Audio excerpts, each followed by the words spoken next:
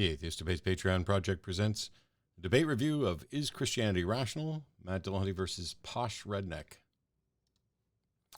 So I've done two debates pretty much in a row on Is Christianity Rational? We've already covered the one that I did with Stuart Connectley. This time it was someone whose name or pseudonym is Posh Redneck or just Posh. I'm not quite sure.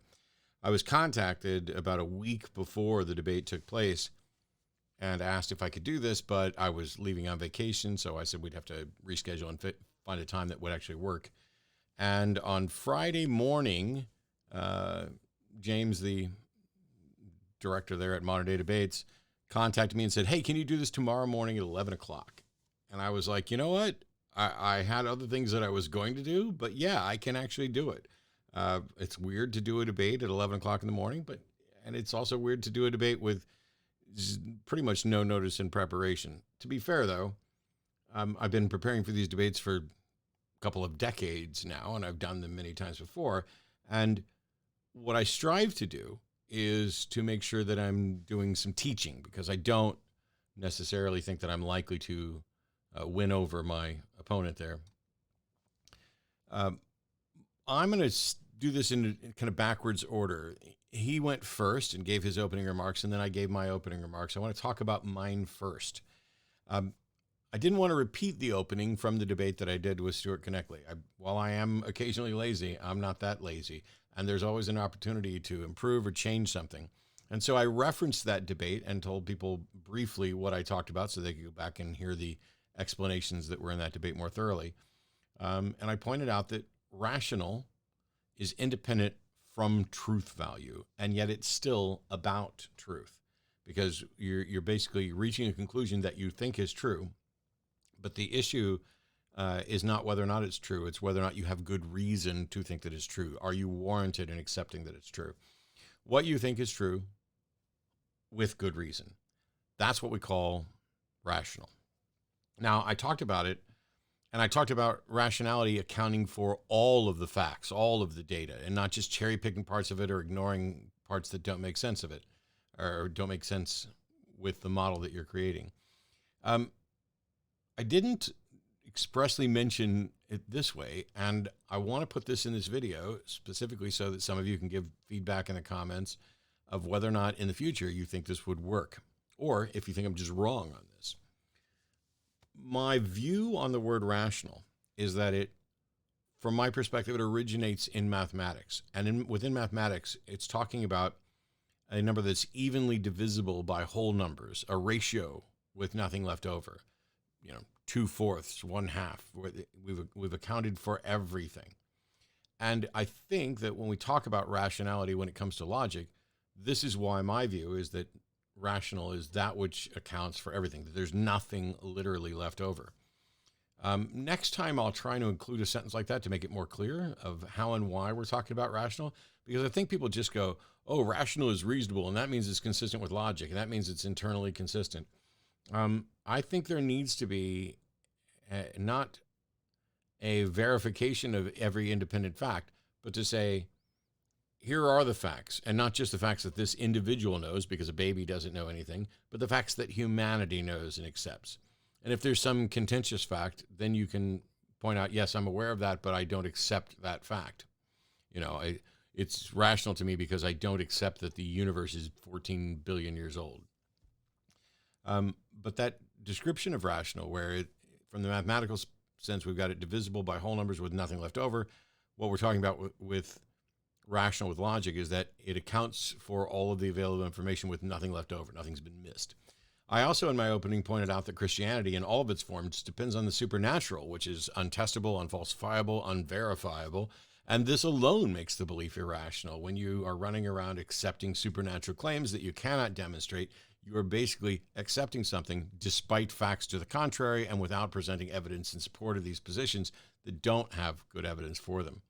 I also pointed out the absurdities that result from looking at the world through the lens of Christianity, appealing to a being beyond space and time that waits billions of years to get to the important part. If the entire universe is created for mankind and souls, why did we wait billions and billions of years to get to this point? And so within my opening remarks, I talked about what rationality is from my perspective, why, what the problem is with Christianity in the forms that I'm aware of without saddling my opponent with any particular version of Christianity. But that was my opening remark, more or less. My opponent's opening remark, which went first, was incredibly short, like about 3 minutes. We had about 10 minutes or so, and he spent 3 minutes, and virtually none of it came close to remotely addressing, is Christianity rational? That's also true for the rest of everything that he said during the debate as well, but especially his opening. 3 minutes, no definition of Christianity, no definition of rationality, though he did claim that we needed one, no argument at all for the rationality of Christianity, which was the entire subject of the debate, no evidence to support any argument for the rationality of Christianity, which was the entire subject of the debate. I would play his 3-minute opening here, but it is so vapid and does not address the topic that there's no point in doing it. As a matter of fact, I'm not the only one that noticed. The moderator also, on at least 2 occasions, jumped in to try to say, hey, I don't understand what you're saying. Not during his opening, it was afterwards. I don't understand what you're saying. And everybody seemed surprised that there was an opening statement that had nothing. Like, if you watch it, here's what he talked about. He doesn't debate atheists, he debates materialists. That's simply wrong. He was debating an atheist. The fact that I'm an atheist and may or may not be a materialist under different definitions is irrelevant. Those two things aren't mutually exclusive. It was a little bit of a wordplay to say, oh, I'm not debating atheists, I debate materialists. Well, cool. I'm not a philosophical materialist. I'm a methodological materialist. And even if I was a philosophical materialist, you would still be debating an atheist. So right off the bat, in his opening, despite being incredibly lazy and devoid of content, he's just wrong and demonstrating that he doesn't understand the topics at all. The different types of materialism, philosophical materialism or philosophical naturalism, would be the assertion that the natural world, the material world, is all that exists. Methodological naturalism operates as if philosophical materialism were true. It operates as if the material world is all that exists until such time as someone demonstrates the reality of something beyond the material world and how we can verify that it manifests in reality in some detectable way, because there could be a supernatural world that doesn't interact with reality in any way at all, and you would never be able to detect it. And if in fact the supernatural realm can't interact with material reality, then everybody who's claiming to have experienced it is claiming to have detected that which is undetectable. We both agree that the material world exists. His model adds more. I'm not saying that what he's adding isn't true. I'm saying that he needs to demonstrate that it's true. He needs to demonstrate both that it is true, that it can interact with reality, with material reality, etc. He wanted to portray all of this from the outset with a poisoning of the well, saying, oh, the atheist materialists want to pretend that we must start with materialism and then use that to justify the supernatural. Yes, it's not pretending. That is, in fact, what happens. You have to justify anything in the material world, and you would have to operate within the material world we experience to justify anything that is supernatural.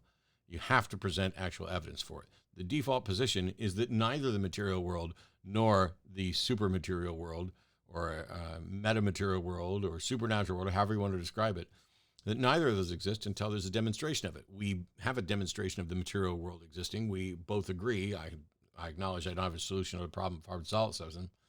I don't have a solution to the problem of hard solipsism. But he says also that brains don't produce truth. Well, he ignores this even later in the discussion, the facts about what brains do. I don't think brains produce truth.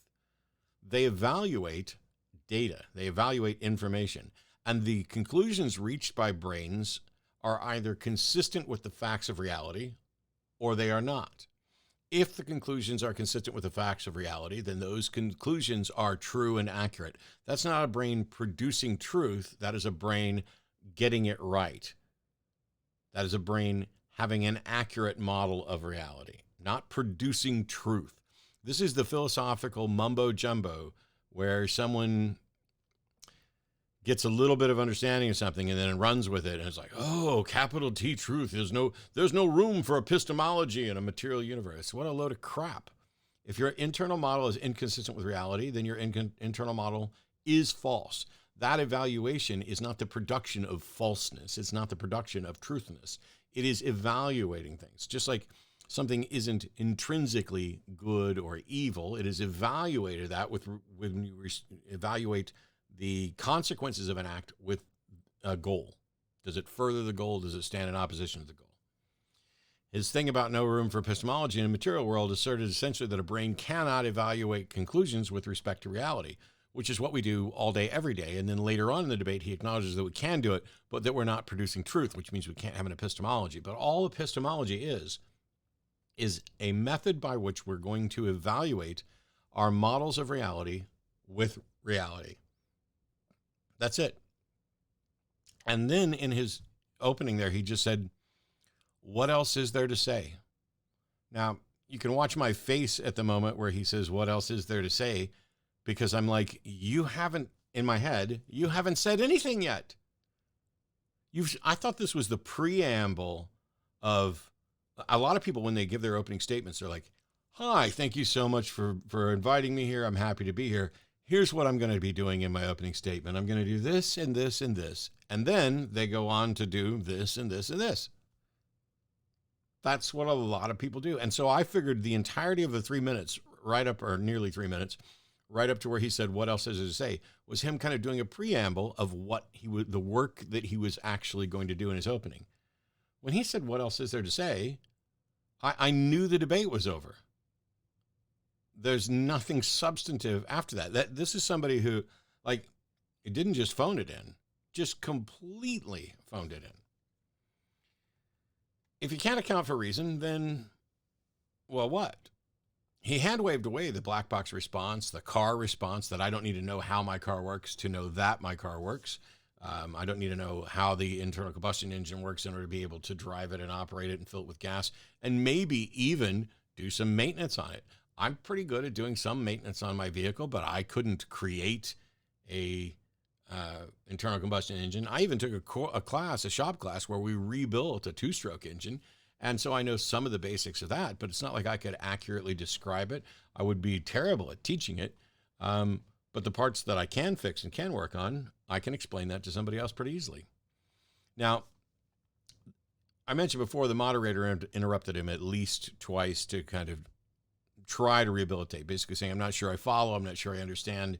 And I'm not complaining, because if it hadn't been for the moderator doing that, I don't think we would have had any hope of even getting anywhere near the subject. I told him in the middle of the debate that he wouldn't get to debate me again, and he probably won't, but I probably shouldn't have done that. This debate was just a monumental waste of time. Somebody with a demonstrably broken epistemology. His epistemology is that a God can only be properly understood through private revelation, or through revelation. He didn't say private there. I suppose God could reveal it to all of us, but he hasn't. And he has no solution to competing revelations. This is the problem when you start appealing to revelation. It's been divinely revealed to me that thus and so. Well, it's been divinely revealed to me that you're completely wrong. Oh, yeah? Oh, yeah. Well, I've got the right one. This is how we end up with over 1,000 denominations that all identify as Christian. So he's got a completely broken epistemology with no way of resolving it. He wanted to proudly talk about how he could resolve conflicts with Muslims by saying that, they're appealing to a revelation that's not included in the Bible. But the Bible isn't a revelation to you. It may have been revealed information to the people who wrote it at best, but it's not revealed information to you. It's an anecdote. It's a claim. It is, here's a story that I'm going to tell you. You have no evidence that any of it's true. It wasn't revealed to you. And even if it had been revealed to you, that doesn't do anybody else any good. As David Hume pointed out, revelation is necessarily first person, and to everybody else, it's hearsay. Meanwhile, even if you had what was an accurate revelation, how would you know? How would you know? What method would you use to come to the conclusion that what you think has been revealed to you from God is both an actual revelation from God and is true. You can't do either of those. Now, he asked for this debate. He picked the topic. I don't know who he is. Never heard of him, never met him. I don't go out and say, hey, which one of you Christians wants to debate me on is Christianity rational? No, I was asked to come do this. He could have picked a topic like, is a God required for epistemology? He didn't pick that topic. He just copied the topic of the last debate that I did and thought that he could come in, do no work, give a 3-minute vapid opening, and then drone on with some kind of monotonous razzle-dazzle in a different direction without anybody noticing. But he was wrong. They did notice. And I did something that I recommend you should probably do in your debates as well, which is if there's an agreed upon topic. For years, I complained that I would get into a debate and all these debates would turn into something about morality, whether it was about the subject of the debate or not, or they would go off in a different direction. And I would just go with them because there are still important and interesting topics to me to discuss. I could sit there and geek out over standards of epistemology, all day long, but that's not what the debate was. And I think that if somebody comes in and says, I want to debate you on whether or not Christianity is rational, and then they do not hardly ever, and I'm not sure that he ever really made any attempt at a case for why Christianity is rational. If they don't address it, you need to point that out. And I did that repeatedly. We started off with him grilling me during the Q&A, and he asked a question, and I answered it, and he asked a question, and I answered it. I made sure that I answered it and then said, what does that have to do with, is Christianity rational? What does that have to do with this? What does that have to do with this? I was doing it. I think there were people in chat doing it. The moderator did it. But people noticed that he didn't go near the topic, and people also noticed that he didn't have a response to issues about rationality, and that he himself seemed to be clearly, demonstrably irrational on a number of things.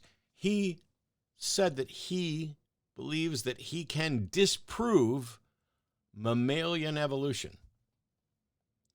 Now, I don't want to presume that just because he copied a debate topic, did absolutely no work, did no actual presentation on the actual subject, and thought that he could buffalo people into thinking that he had done it because there's some people in chat who will just be like, Matt sucks, Matt sucks, Matt sucks all the time, no matter what the guy's saying. I don't know if that's how he thinks he's going to be able to disprove mammalian evolution. But as far as I know, he has zero expertise in any of the relevant fields. And if you could disprove mammalian evolution, why in the hell are you coming in to modern day debates to debate me? Not a scientist. This wasn't about evolution.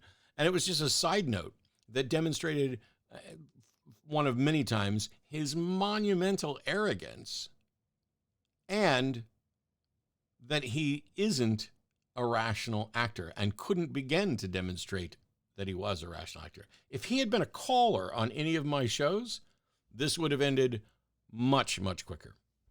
So yes, you need to define your terms, preferably before the debate. This one was a little rushed, and so there wasn't much in the way of discussion here. I know that he and somebody else are just going to say, well, Matt just did a debate review where it was just nothing but kind of like trash talking me. How is that anything more than an ad hominem? It's more than an ad hominem right here because, one, I actually showed up. I showed up with a plan to do the debate. I'm the only one that addressed the topic. Everyone here can go and look at that for themselves and see that there was a 3-minute opening that contained nothing specific about Christianity or about rationality, and that in the midst of the discussion, myself, the people in chat, and the moderator continually kept having to say, what does this have to do with, is Christianity rational? Now, I could sit here and say terrible things about Posh all day long. He's got a broken epistemology. That's not a personal attack. It's a fact. If your epistemology is rooted in revelation and you don't have some way to address competing revelations other than, I'm right, then you don't have a sound epistemology. Your epistemology isn't concerned with truth. It's just what you think. Just like divine command theory isn't a moral system. It is just an assertion of what God supposedly wants. We will be doing many more debates. I've got some coming up in Florida and other places in addition to the online debates. I'll get reviews up for those. Please take care of yourself. We'll see you next time. Bye-bye.